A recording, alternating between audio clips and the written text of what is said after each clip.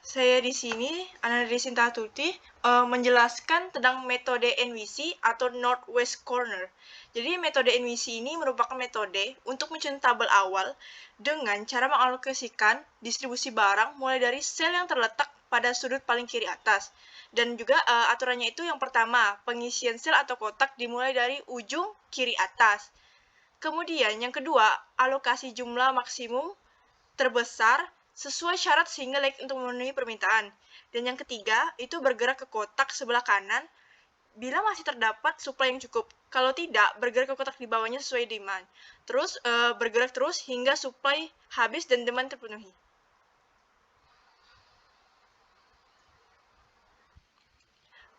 Jadi metode Northwest Corner ini dapat diartikan sebagai nilai pojok kiri atas. Juga metode ini juga yang paling sederhana di antara metode yang lain. Kemudian kelebihan dari metode ini itu lebih cepat dalam pengambilan keputusan dan tanpa perlu rumit dalam penempatan unit yang akan didistribusikan ke tempat permintaannya. Habis itu ada kelemahan dari metode Northwest Corner ini, itu metode ini tidak bisa mengalokasikan produk sebanyak mungkin pada kotak sel memiliki biaya transportasi terkecil. Jadi dengan kata lain, setiap alokasi produk tidak memperhatikan besarnya biaya per unit.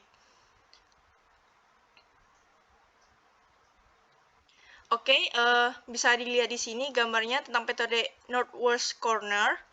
Jadi ada biaya yang dikeluarkan di situ kayak 50 dikali 2, ditambah 40 kali 5, ditambah 60 kali 20, ditambah 10 dikali 10, dan ditambah 40 dikali 19 dengan jumlah sebesar 3.260.000.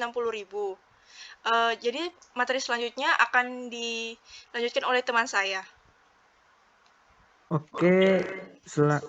Saya akan menjelaskan tentang metode least cost. Apa itu metode least cost? Next slide, Wit. Selanjutnya saya akan menjelaskan tentang metode biaya terkecil atau least cost. Apa sih itu metode least cost? Seperti artinya, yaitu least cost, biaya terendah. Artinya kita menghitung berapa sih biaya paling rendah yang bisa kita keluarkan untuk biaya transportasi. Biasanya metode ini dipakai untuk menentukan biaya optimal untuk pengambilan keputusan. Nah, pada metode last cost ini ada beberapa aturan. Yang pertama, pilih sel yang biayanya terkecil. Yang kedua, sesuaikan dengan permintaan dan kapasitas. Dan yang ketiga, pilih sel yang biayanya satu tingkat lebih besar dari sel pertama yang dipilih. Dan yang terakhir, sesuaikan kembali dan cari total biayanya. Next.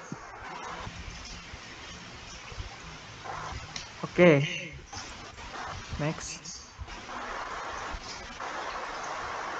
Biasanya di metode least cost ini berbentuk soal cerita.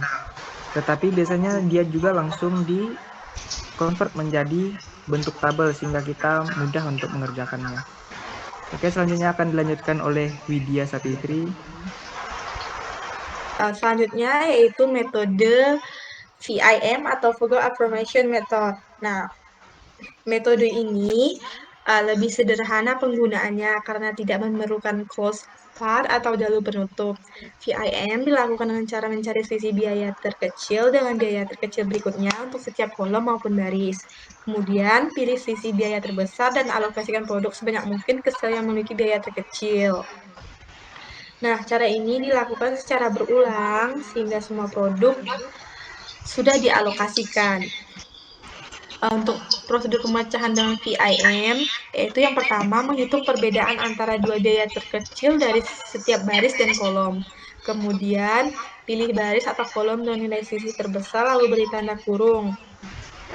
Jika nilai pada baris atau kolom adalah sama, pilih yang dapat memindahkan barang yang paling banyak. Kemudian, baris dan kolom yang dipilih pada opsi nomor 2, tentukan jumlah barang yang bisa terangkut dengan memperhatikan pembatasan yang berlaku bagi baris atau kolomnya, serta sel dengan biaya terkecil. Kemudian hapus baris atau kolom yang sudah memenuhi syarat sebelumnya, dalam artian supaya telah dapat terpenuhi. Kemudian ulangi kembali langkah 1 sampai ke 4 hingga semua alokasi terpenuhi. Nah, metode VIM sendiri merupakan metode yang lebih mudah untuk mengatur alokasi beberapa sumber ke daerah tujuan. Pada dasarnya, perbedaan metode tersebut terletak pada fokus dan tujuan penggunaannya, di mana VIM fokus pada penghematan biaya dan peningkatan efisiensi.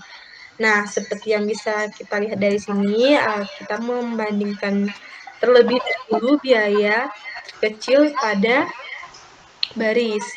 Nah, kemudian kita bandingkan lagi biaya terkecil pada kolom. Nah, kemudian kita menentukan biaya terbesar yang kemudian akan dialokasikan ke biaya terkecil. Nah, nantinya akan seperti ini. Nah, sekian dari saya. Selanjutnya akan dilanjutkan oleh teman saya, Ahmad Fatoni.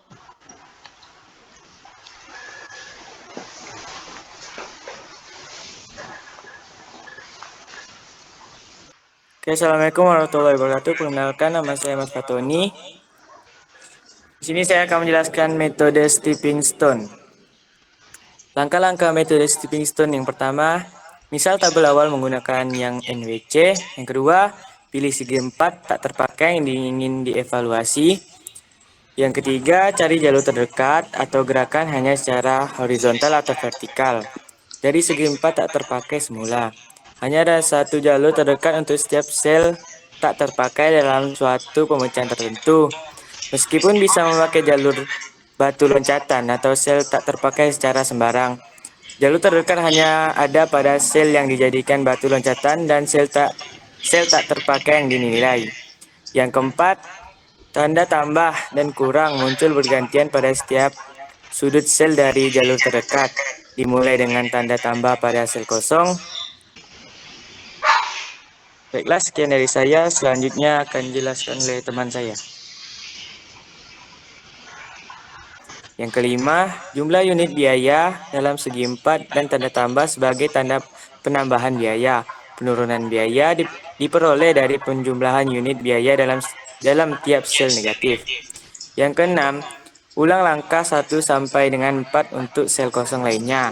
Dan bandingkan hasil sel kosong tersebut, pilih nilai evaluasi yang paling negatif atau penurunan biaya yang paling besar.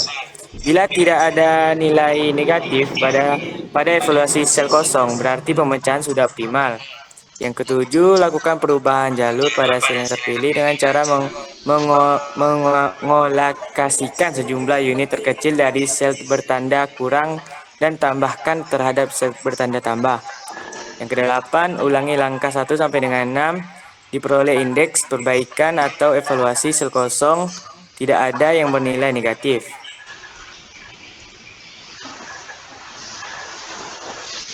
Perbedaan metode stepping stone dengan metode lainnya adalah stepping stone bagian dari proses yang lebih besar atau modi dan lebih canggih dibandingkan dengan metode distribusi transportasi atau metode awal seperti NWC.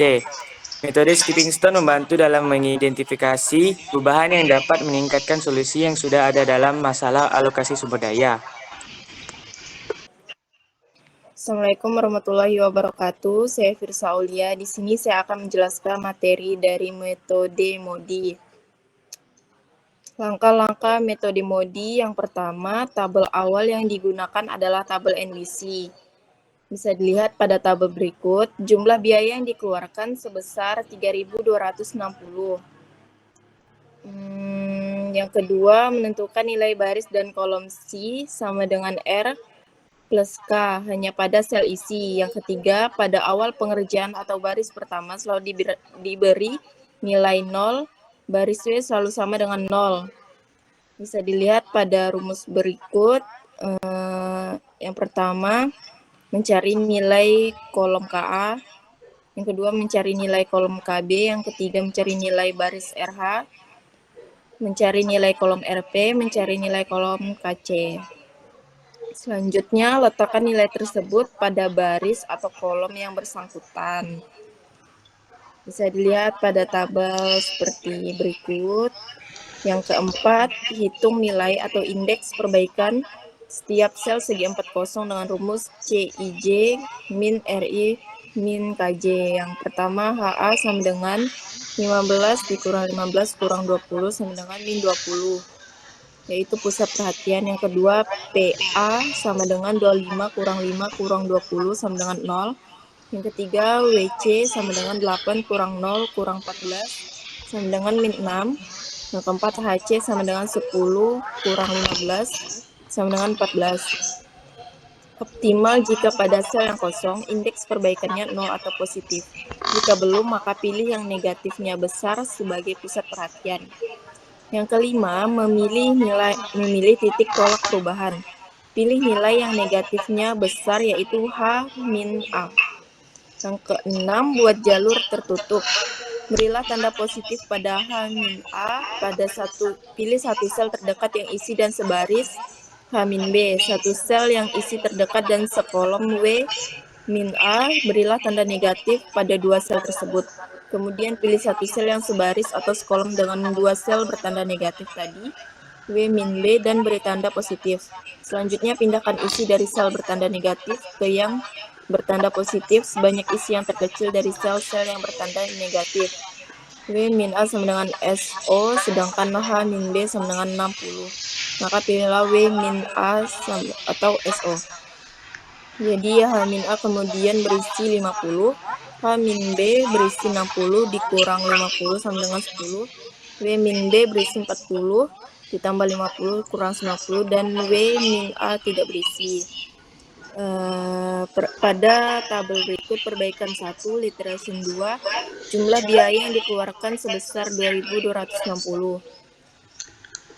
Hitung sel yang berisi di sini menggunakan rumus mencari nilai kolom KB, mencari nilai baris RA, mencari nilai kolom RH, dan mencari nilai kolom RP. Rumusnya bisa dilihat pada gambar berikut. Selanjutnya mencari nilai kolom KC. Rumusnya CIJ sama dengan RI plus KJ, CPC sama dengan RP plus KC, 19 sama dengan min 5 plus KC, jadi KC sama dengan 14. Indeks perbaikan segi 4 kosong. Yang pertama, WA sama dengan 20 plus 0, min 0 sama dengan 20. 2, PA sama dengan 25 min 5 min 0 sama dengan 20. Yang ketiga, WC sama dengan 8 plus 0 min 14 sama dengan min 6. Yang keempat, HB sama dengan 10 min 15 min 14 sama dengan min 19, yaitu pusat perhatian. Selanjutnya perbaikan 2, literation 3, jumlah biaya yang dikeluarkan sebesar 2070 pada tabel di atas. Selanjutnya hitung sel yang berisi menggunakan rumus mencari nilai kolom KB, mencari nilai baris KC, mencari nilai kolom RP, mencari nilai kolom RH, dan mencari nilai kolom KA. Indeks perbaikan segi 4 kosong. 1, WA sama dengan 20 min 0 min 19 sama dengan 1. Yang kedua, PA sama dengan 25 min 5 min 19 sama dengan 1. Yang ketiga, WC sama dengan 8 min 0 min 14 sama dengan min 6, yaitu pusat perhatian. Yang keempat, HB sama dengan 20 min 4 min 5 sama dengan 19. Selanjutnya perbaikan 3, literation 4, pada tabel berikut jumlah biaya yang dikeluarkan sebesar 1.850. Selanjutnya cara menghitung sel yang berisi menggunakan rumus mencari nilai kolom KB, mencari nilai baris KC, mencari nilai kolom RP, dan mencari nilai kolom RH, dan mencari nilai kolom KA. Indeks perbaikan segi 4 kosong. Yang pertama, WA sama dengan 20 min 0 min 13 sama dengan 7. Yang kedua, PA sama dengan 25 min 5 min 13 sama dengan 7. Yang ketiga, HB sama dengan 20 min 2 min 5 sama dengan 13. Yang keempat, PC sama dengan 19 min 5 min 8 sama dengan 6. Tabel ini sudah optimal karena indeks perbaikan pada setiap segi 4 air sudah tidak ada yang negatif, seperti tampak perhitungan di atas. Selanjutnya ada pun jadwal pengiriman barang.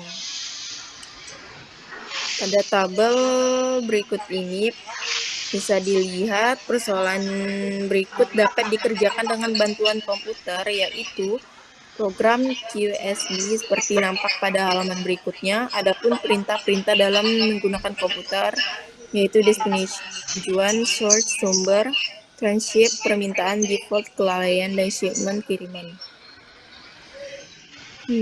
Perbedaan metode MODI dengan metode lainnya yaitu yang pertama, MODI juga digunakan untuk meningkatkan solusi awal dari metode seperti NVC, least cost atau FIM. Yang kedua, menggunakan matriks dual atau biaya tambahan untuk mengidentifikasi perubahan yang dapat dilakukan untuk meningkatkan solusi. Yang ketiga, melibatkan perhitungan iteratif untuk menemukan solusi optimal. Sekian penjelasan metode MODI dari saya. Terima kasih.